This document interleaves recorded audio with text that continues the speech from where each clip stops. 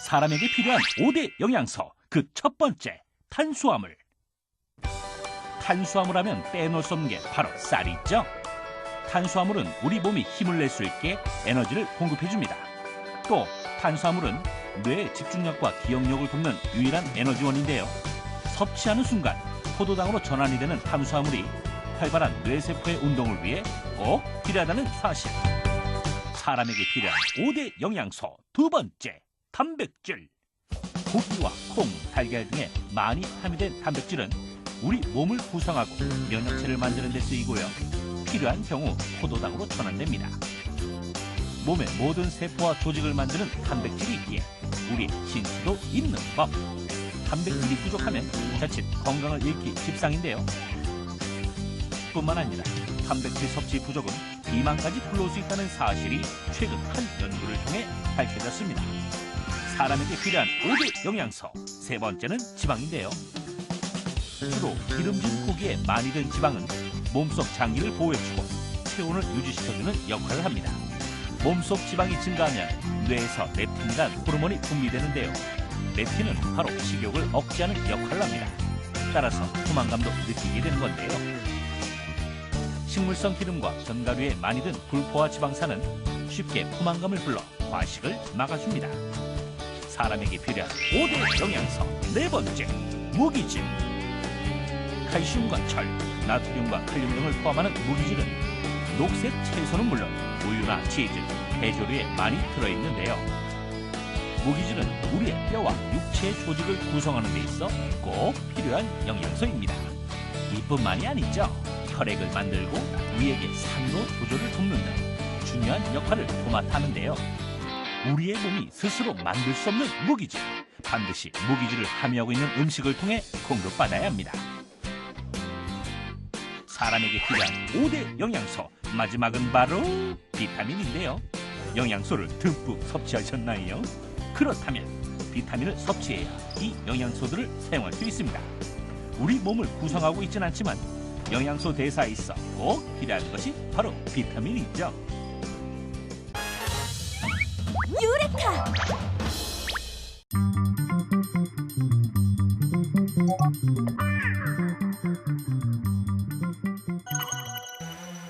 우리를 둘러싸고 있는 자연이나 일상에서 사용하는 물건들에는 일정한 비율이 존재합니다.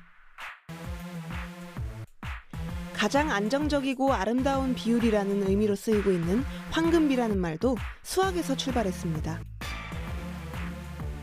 황금비는 그리스의 수학자 유클리드가 이론적으로 구체화시키면서 널리 알려지게 됐는데요. 유클리드는 한 선분을 전체 직선과 긴 선분의 비가 긴 선분과 짧은 선분의 비와 같도록 나누는 것이라고 정의했습니다.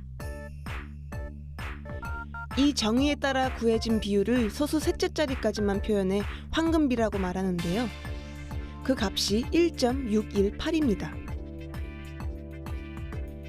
이와 같은 황금비는 고대 건축물에서 찾아볼 수 있는데요.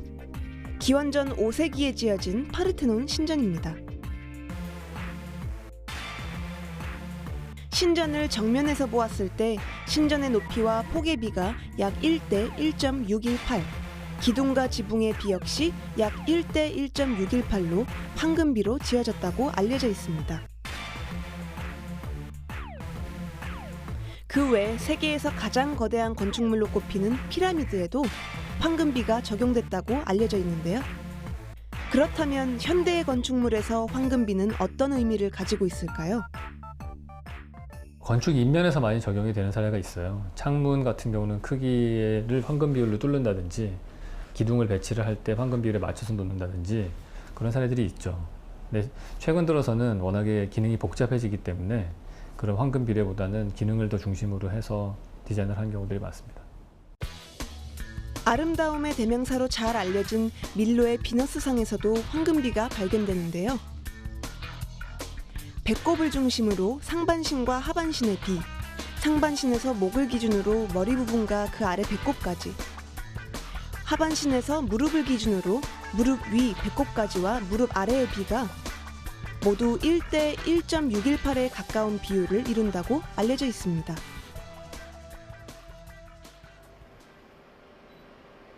황금비는 사진을 찍을 때도 적용됩니다. 좋은 사진을 판단하는 기준 중 하나가 구도이기 때문인데요. 구도를 정하는 것은 눈으로 보이는 장면을 어떻게 틀 안에 넣을지를 결정하는 과정입니다.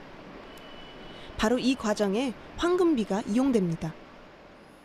사진에서 황금비는 우리가 통상 사진을 찍게 되면 화면 중앙에 인물을 촬영할 때 중앙에 위치하고 배치를 하거나 하는 경우가 있는데, 그와 같이 배치를 하게 되면 주변 배경과의 조화가 자유롭지 않게 되죠. 그래서 화면을 3분할을 해서 측거점에다가 인물이나 그다음에 나머지 부분의 배경을 배치를 하게 되는데, 이와 같은 기준을 잡아주는 것이 바로 황금비율이라고 할 수 있겠습니다. 일반적인 사진 규격은 황금비를 적용한 1대 1.618의 사각형과 흡사한 비율을 가지고 있는데요. 황금비를 적용한 사각형을 정사각형과 직사각형 1대 0.618의 비로 계속해서 나누면 하나의 점이 생깁니다. 이 방식을 내면에 적용하면 4개의 황금 분할점이 만들어지고, 이렇게 만들어진 점에 찍고자 하는 피사체를 두고 사진을 찍으면 황금비 구도의 사진을 얻을 수 있는 것입니다. 안정감과 편안함을 느낄 수 있는 황금비. 매력적인 사진 구도를 잡는 데에도 쓰이고 있습니다. 아름답다고 느끼는 것은 수치화할 수 없는 지극히 주관적인 것이지만, 일반적으로 가장 조화롭고 아름답다고 느끼는 비율이 바로 황금비. 사람의 몸에서도 발견된다고 합니다. 황금 비율이라는 것은 어떤 만들어진 비율보다는 발견되는 비율입니다. 그래서 얼굴에서 보통 잘생겼다, 예쁘다고 하는 사람들에서 발견되는 여러 가지 비율들을 말하는 건데요.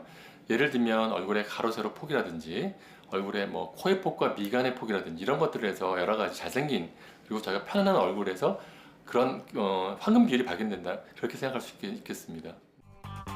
이처럼 황금 비율은 오래전 수학의 한 개념으로 출발했지만, 지금은 아름다움과 조화, 균형의 기준이 되어 우리 일상에 머물고 있습니다.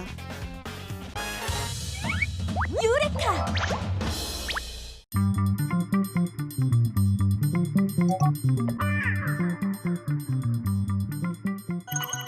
신문이나 TV를 보면 음식이나 식당 등에서 대장균이 검출됐다는 기사를 쉽게 볼 수 있는데요. 대체적으로 장내에 살고 있는 세균인 대장균은 위생 지표를 판별할 때 활용되는데요. 대장균, 왠지 비위생적이고 이 때문에 병에 걸릴 것이라고 생각하기 쉽습니다. 물론 이렇게 무시무시한 대장균도 있지만, 대체적으로 대장균 자체는 병원성이 없다는 사실 알고 계시나요? 우리가 알고 있는 것처럼 모든 대장균이 전염성이 강하고 병을 마구마구 옮기는 균은 아니라는 겁니다. 사람의 장 속에는 수천여 종 100조 개 1.5kg에 육박하는 세균이 삽니다. 이들은 좋은 균, 나쁜 균, 중립적인 균으로 구분할 수 있는데요. 특히 중립적인 균은 장내 상태에 따라 면역을 높이기도, 감염을 일으키기도 합니다. 장 속에만 세균이 많이 사느냐? 그건 아니죠. 우리 몸에도 무수히 많은 세균이 살고 있다고 하는데요. 우리 인체의 세포가 60조지만 우리 몸 전체에 살고 있는 미생물들은 1000조만이나 돼요. 결국 우리는 우리 몸의 세포수보다 훨씬 많은 수의 박테리아, 바이러스, 곰팡이, 기생충 등과 같은 세균과 함께 살고 있는 것입니다. 그런데 세균에도 좋은 균이 있다? 그 첫 번째가 우리에게 이로운 세균의 대명사, 바로 유산균입니다. 유산균은 면역 기작의 증강에 의해 몸을 보호하는 균으로 살아있는 동안뿐만 아니라 죽어서까지 면역력을 강화시킬 수 있는 역할을 합니다. 그래서 몸에도 좋은 유산균을 치즈나 요구르트 같은 음식으로도 많이 섭취를 하고 있죠. 특히 유제품에 있는 동물성 유산균보다 김치 등의 많은 식물성 유산균이 생존율이 높아서 장까지 잘 살아서 간다고 하니 오늘부터 김치 많이 먹어야겠네요. 발효 음식하면 빠질 수 없는 음식, 청국장. 청국장에도 유산균과 비슷한 발효균이 있는데요. 그 주인공은 메주에서 쉽게 볼 수 있는 누룩곰팡이와 납도균. 메주의 누르곰팡이는 간장과 된장 등을 발효할 때 이용되며 메주콩을 따뜻한 곳에 보온했을 때 번식하는 납두균은 성인병, 변비 예방에 좋은 청국장, 나토 등으로 만들어지는 것이죠. 다음으로 인류 최초의 항생제 페니실린. 아니 이게 어떻게 균이냐고요? 페니실린은 푸른 곰팡이에서 얻은 화학물질로 인체 세포에 해는 끼치지 않으면서도 전염성 세균을 죽이고 병을 치료할 수 있는 항생제인데요. 오늘날 페니실린은 매독, 뇌막염, 폐렴과 같은 세균성 질병을 치료하는 데 많은 도움을 주고 있는 없어서는 안 될 유용한 물질이 되었죠. 유레카!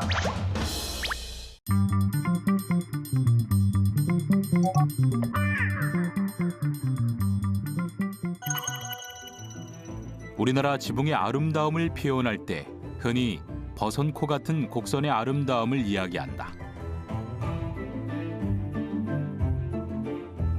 지붕을 만들 때 지붕의 가장 윗부분인 옆으로 지나가는 곡선 용마루 곡과 처마곡, 내림마루곡 등 여러 가지 곡선이 도입되는데 대개 이런 곡선들은 현수 곡선이다. 현수 곡선은 빨랫줄이 이렇게 만일력에서 쳐진 가장 편안한 곡선이란 뜻이죠. 그래서 우리가 시각적으로 봐도 가장 아름답고 편안하게 느끼는 곡선이 현수 곡선인데 우리나라 지붕마루곡에는 그런 곡선들이 올라가는 뜻이고요. 지붕의 가장 중요한 기능인 배수 기능과 관련된 것은 지붕의 면곡, 사이클로이드 곡선이다.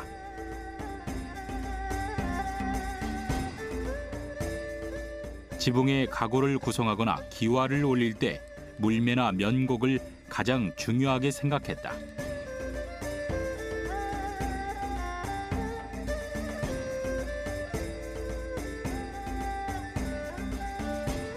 사이클로이드 곡선은 원의 한 점을 찍어서 회전했을 때 나타나는 곡선이다.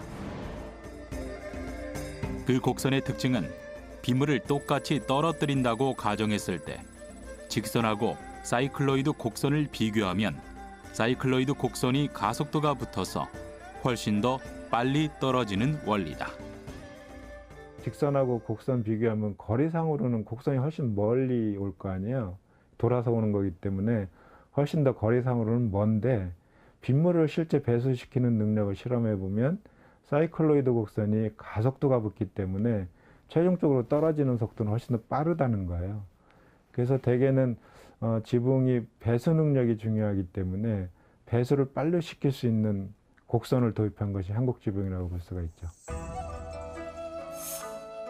지붕의 가장 큰 목적이 배수 능력인데 초가집은 지붕 꼭대기에 물이 수량이 적고 처마 끝으로 올수록 수량이 많아지는 반면 사이클로이드 곡선인 기와는 이 원리에 따라 빗물을 빨리 배수시킬 수 있게 된 것.